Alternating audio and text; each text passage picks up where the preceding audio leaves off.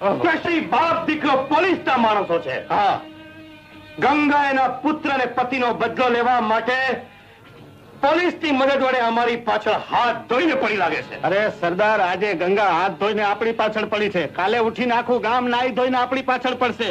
અને સરદાર, વાણિયાના મૃત્યુ પછી પોલીસની પૂછપરછમાં મુખીએ ફોટો ઓળખીને કીધું કે આ જોડાવર છે વાણિયાનો ખૂની. મુખી? હા સરદાર, આજે જ બધાને ધૂળ ચાટતા કરી દેવા જોઈએ. સરદાર, આજે નવરાત્રીનો મહોત્સવ છે. ઉત્સવ છે? ઉત્સવમાં લોકો ઘેરા છે, આપણે તકનો લાભ લઈ અને ગામ પર તૂટી પડી છે. આપણો શિકાર છે એ શહેરી બાપ દીકરો અને પેલો મુખી.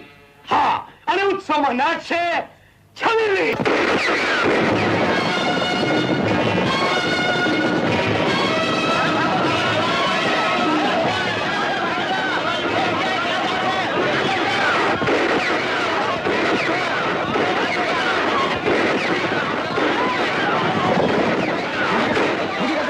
મારી વાત સાંભળો.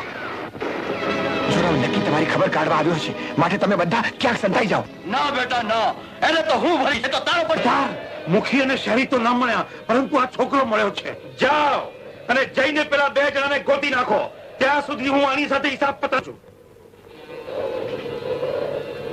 બોલ, કોણ છે તું અને અહીં શું કરે છે? વાત જાણે એમ છે ડાકુજી, તમારો ને મારો ધંધો એક સરખો જ છે. તમે મોટા ચોર છો ને હું નાનો ચોર, ખિસ્સા કાતરું. હું એક માણસના ખિસ્સા પર હાથ મારું છું અને તમે આખા ગામના ખિસ્સા પર હાથ મારો છો. એટલે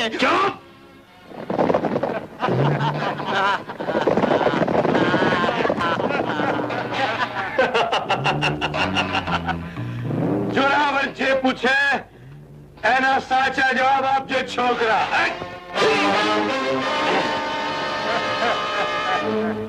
તું એમ નહીં માને, મારે તને સીધો દોર કરવો પડશે.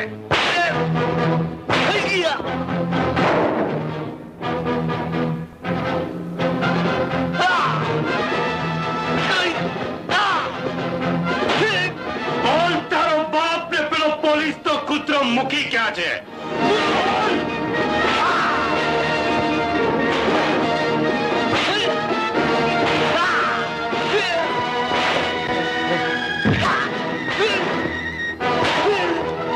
તારું નામ શું છે?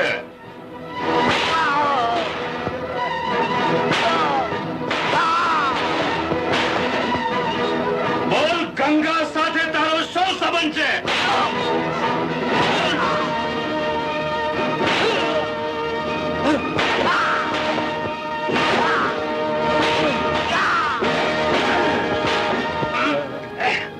બોલ, પોલીસ સાથે તારો શું સંબંધ છે?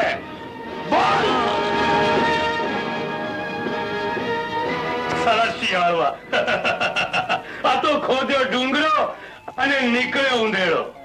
અરે છોકરા, 24 કલાકમાં તું અને તારો બાપ આ ગામ છોડીને ચાલે જજો, નહીંતર ગોળીઓ વીધી દઈશ. હા.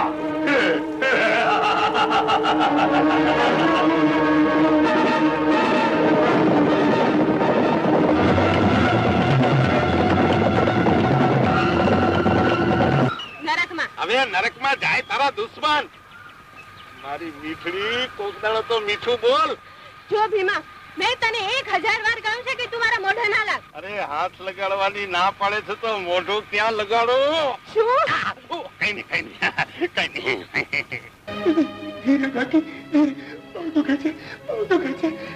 બેટા, હળવે હાથે લગાડીએ તો જ ન થાય. જાતો રત્ના, દૂધ ગરમ કરી લાવતો. હું દૂધ લઈ આવું. હવે જો તે ઝટકા અમને બતાવ્યું તો જીવથી જઈશ. લેવા આવ્યો છું 10,000, અહીં જ તારી ખબર ખોદાઈ જશે.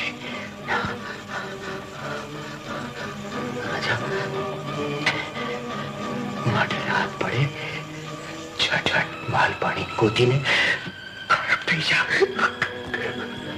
ભાગી છૂટ રાજા, ખરાબ થઈ જા રાજા.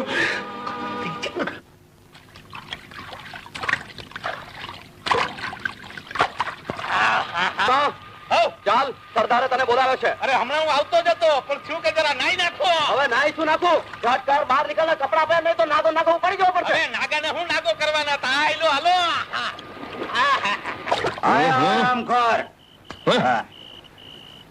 તારું કામ રૂપિયા ચોરી કરવાનું હતું, ડાકુઓ સાથે લડી મરવાનું નહીં.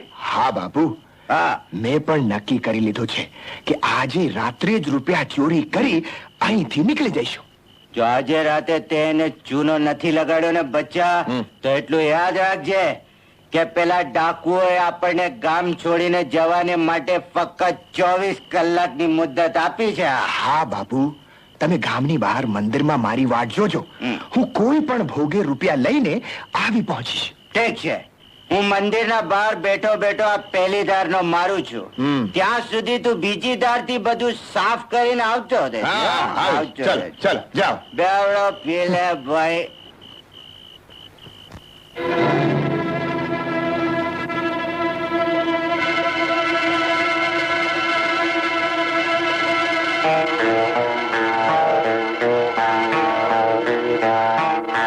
રાજા કામ પતાવીને હમણાં આવતો જ હશે.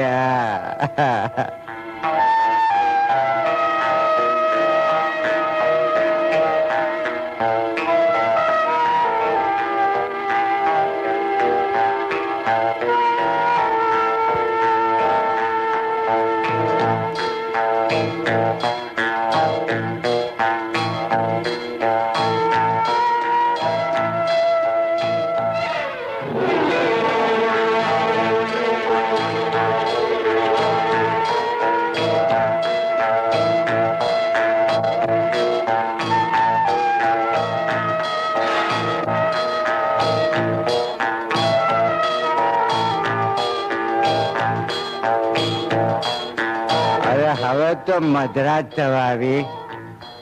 હવે તો રાજા આવતો આવતો.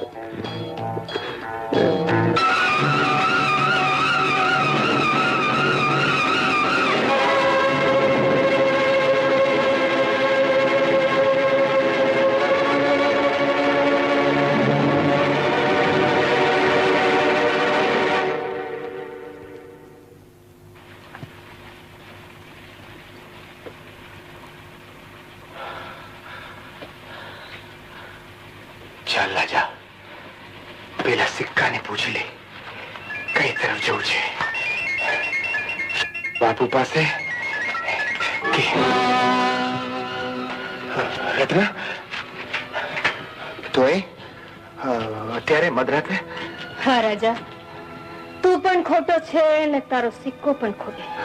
જ્યારે જ ભાગી જ રહ્યો છે તો 10,000 થી તારું શું વળવાનું? લે, આ 2 કંગન પણ લેતો જા.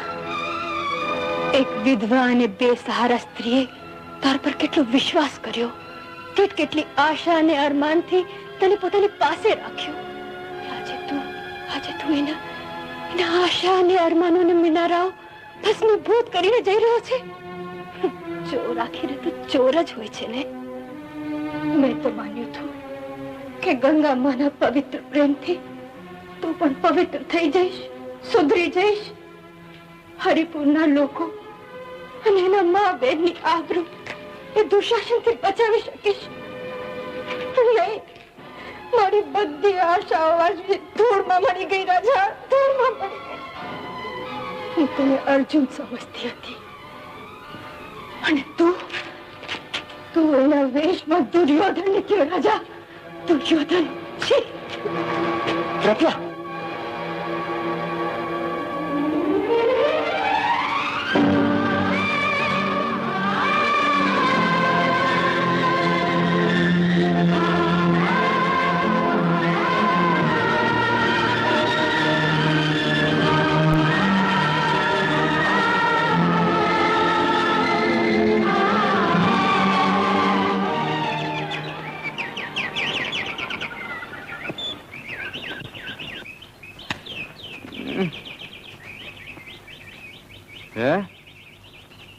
આ તો સવાર પડી ગઈ. રાજા હજી સુધી ન આવ્યો. આરામ જાદો મને જ ચૂનો લગાડી ગયો. છે બચ્ચા, આ રાજારામ ગામ ને ચૂનો લગાડે છે. આજે હું તને નહીં છોડું દીકરા. ક્યાં છે રાજા?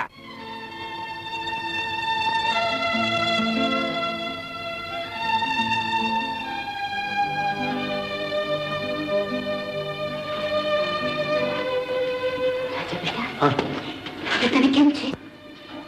હવે ઠીક છે કાકી. વાત કહું, માનીશ? બોલો. બેટા, મારી પાસે આ 10,000 રૂપિયા છે, જે એક બહુ મોટા બલિદાનનું ઇનામ છે. મારી અંતરની ઈચ્છા છે કે આ રૂપિયા તું લઈને તારે ઘરે જા અને બાકીનું જીવન એક સારા અને પ્રમાણિક માણસ તરીકે વિતાવ. આજે એક માં પોતે જ પોતાના દીકરા સમાન માનેલ બાળકને વિખૂટો પડવા માટે કહી રહી છે. માં, બેટા, તે મને માં કહી? હા માં, આ જ ચરણોમાં કાશી છે, ગંગા છે, ચારે ધામ છે. તમે મને આ સ્વર્ગમાંથી કાઢીને કયા નરકમાં મોકલી રહ્યા છો? બેટા, હું તો મારા હૃદય પર પથ્થર મૂકીને તને જવા માટે કહી રહી છું, નહીં તો જાલિમ ચોરાવર તને મારી નાખશે. કુરુક્ષેત્રમાં ગંગાના દીકરા ભીષ્મને મારવા માટે લાખો તીર પણ ઓછા હતા માં. એમનું મૃત્યુ ઈચ્છા મૃત્યુ હતું. એ મહાભારત હતું બેટા. તો આ ભારત છે માં, ભારત. રાજા બેટા, અચાનક તને કુરુક્ષેત્રની યાદ ક્યાંથી આવી? માં, ગઈ રાત્રે દ્રૌપદીએ સપનામાં આવીને મને દુશાસનની યાદ દેવડાવી દીધી. રાજા? હા માં, મેં પણ નિશ્ચય કરી લીધું છે કે આ જ રૂપિયાથી હરિપુરના નમાલા માણસોમાં 9 જોમ ભરી દઈશ, જેથી સમય આવે એ લોકો જોરાવર સામે ટક્કર લઈ શકે. અને હું સાબિત કરી આપીશ કે ક્યારેક ખોટા સિક્કાની જેમ ખોટો માણસ પણ ખરું કામ કરી જાય છે. ભગવાન તારો બહુ મોટો ઉપકાર છે, જે તે રાજાને સાચું માર્ગ દર્શાવ્યો. બહુ મોટો ઉપકાર.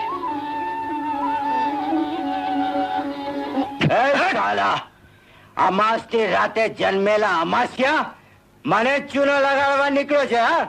કાલ આખી રાત હું મંદિરમાં તારી વાટ જોતો રહ્યો. સાલા હરામજાદા. બાપુ, તમે ઘડી ઘડી મને વઢો છો, એ સારું નથી. મેં આખી રાત જ કરી પણ રૂપિયા ન મળ્યા, એમાં હું શું કરું? એ સાલા, દારૂ પીધેલાની તો નજર ફરે, પણ આજે તારી નજર કેમ પડી ગઈ? હા બાપુ! એ સાલા બેશરમ. બાપુ! બાપુ બાપુ કહીને મને બનાવવા નીકળ્યો છે. સાલા, રૂપિયા ન મળ્યા? રાલા, રૂપિયા ન મળ્યા કે પછી તું પેલી ડોશી સાથે મળી ગયો? જીભ સંભાળીને બોલો બાપુ. અરે જા, હવે આ રાજારામ દૂધનું દૂધ અને પાણીનું પાણી કરી દે છે બચ્ચા. આ પહેલી ધારના દારૂની સોગંદ. હવે આ કામ હું પોતે જ કરીશ. એ ડોશીને હું જાતે જ ચૂનો લગાડી દઈશ. બાપુ! હવે આ બુઠ્ઠાને પણ મારે સંભાળવું પડશે. કામ ખોદી નાખો. તોડી નાખીશ, બધું ખોદી નાખીશ. પરિણામના 10,000 રૂપિયા ગોતીને જ રહીશ. કોદાળી ક્યાં ગઈ? કોદાળી? બાપુ! ચુકા, આજે તો ઇનામના 10,000 ગોતીને જ રહીશ. હા, હું તમને ક્યાં રોકું છું, પણ બાપુ જમીન પછી ખોદજો. હું તમારા માટે માલ પાણી લાગુ છું. હે? છાટું પાણી કરી લો ને પેલા.